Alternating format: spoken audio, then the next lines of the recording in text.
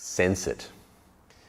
Sensing is your natural ability, or natural condition might be a better word, of being aware or connected to the sensory space, both on the physical senses, touch, taste, smell, hear, sight, and so on, but also the actual sensation of space, which is more so what we're talking about here. Because you've got the physical body, right? And you can sense the physicalness of the body, but then you've got space, the space within the body, or the space the body occupies, and which is more so what we're looking at. You can look at the combination of both, but the main thing is to just bring your concentration into your actual space itself. Now, we train this in our Kung Fu all the time. My master said to me when I first, literally the first question I asked him, his answer was, always feel the whole body, but he meant sense, of course. Now, you train that in your Kung Fu practice, and you can just train that all the time. It can be something that you bring conscious awareness to.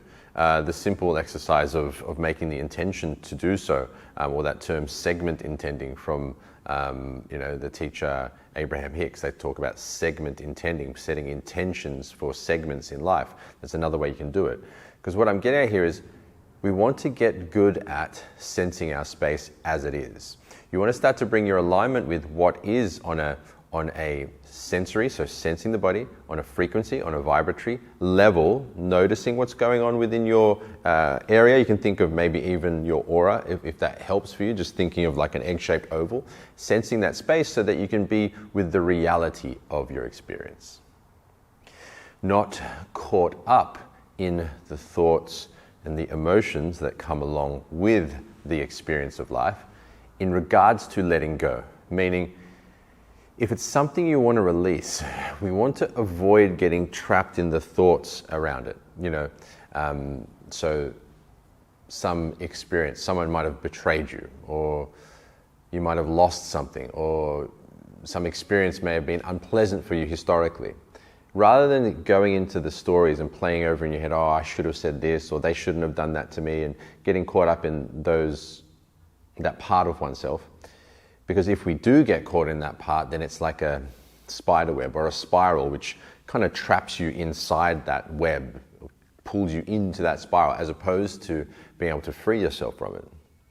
So rather than going into the imaginings of it, go with the actual experience of it. Go into the sense of it. Now, that does have a somewhat emotional quality, but that's fine. We're just wanting to actually be in the experience of it moment to moment. Because as you experience it as it is, then the experience as it is can be released.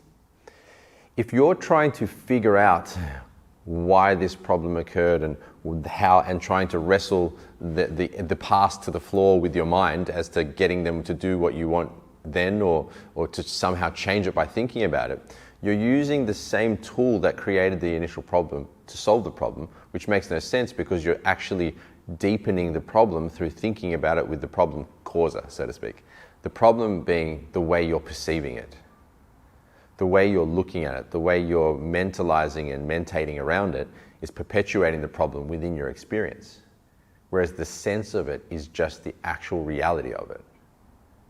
So you go into the sense of it, the actual energetic reality, the vibrational frequency of what it is, with the intention to move beyond it. And we use as a starting point gratitude, and then move into surrender and devotion, but we'll get to that in a moment. First things first is sense. You don't want to tense in the mind, you want to sense in the space.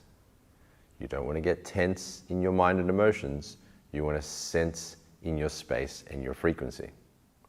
So that's the real essence of this lesson, is you getting a connection to, an alignment with, an awareness of the sense. When I say sense, the space, getting into that so that you can really get in tune with what's going on a vibratory level, and start to release, dissolve, and attune your frequency in a more powerful, positive, peaceful, and uplifting way. So what I'd like you to take from this lesson is that I would like you to start to be conscious of sensing yourself. You can use different triggers, okay? When I sit down, I sense my my butt on the seat. When I walk through a doorway, I sense my body. When I wash my hands, I sense my arms and I sense the space. When a negative emotion arises, I naturally go to sensing. This is a side note, but it's an important one because oftentimes people block their development through thought patterns. So something as simple as, I find it so hard to sense when an emotion comes up. So by saying that and thinking that, you set up a blockage straight from the get-go, as opposed to saying something like, I'm finding it easier and easier to be aware of myself when a negative emotion comes up. I'm finding it easier. I'm getting deeper into a state of flow and sensing when a negative emotion comes up. I love that I have the experiences of trying to get better at sensing when a negative emotion comes up. So you can utilize your thinkingness into a more positive direction around what you're trying to do here, which is what? Let go.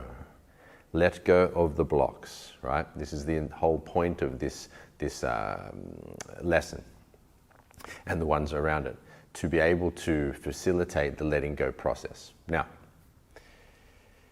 do it right now.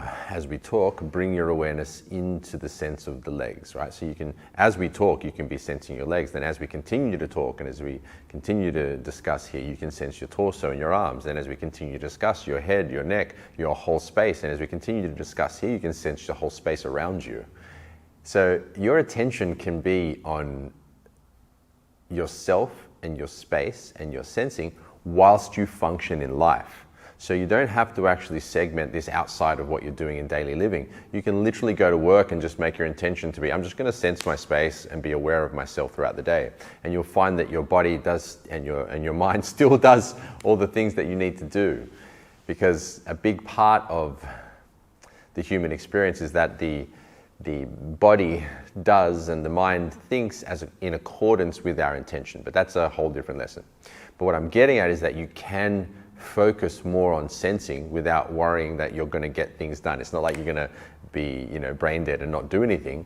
It just means that you've shifted some attention to your sensation. Now, another way to think about it, which might help some of you, is that you've got like 100 units of attention and you can spread that attention over different things. Now, yes, focusing 100% on one thing is probably the most powerful. However, you can think of the exercise on content and context we've spoken about before, whereas you can focus on the content. Like I can focus just at the camera and you guys that I'm talking to, right? I can see that camera, I can focus on that. Or I can focus on the context of the room. I can see all the space, the wall bags, the TV, the dummies behind me, Nu behind the camera. I can focus on the context. So there it's still one focus, but it's spread across things. So what I mean is that throughout your daily life, you can be discussing something with someone while sensing yourself. So it's like you're using context awareness to sense your space and them, as opposed to content awareness, whereas if I was to just focus on them or myself. So that's another way you can approach sensing, just to play around with the expansion of that through content and context. But to put it very simply, start to practice sensing your space, especially when a negative emotion arises. When a fear, a doubt, a worry, a blame, resentment, complaint, all the downward frequencies, when they arise, start to sense the space moment to moment, so that you can start to be conscious of exactly what's going on vibrationally, energetically, and in a sensory fashion. When we say sensing, remember, it's not just the 5 senses, it's the sensing of the space itself. Okay, any questions? Put them in the community, and I look forward to seeing you in our next lesson.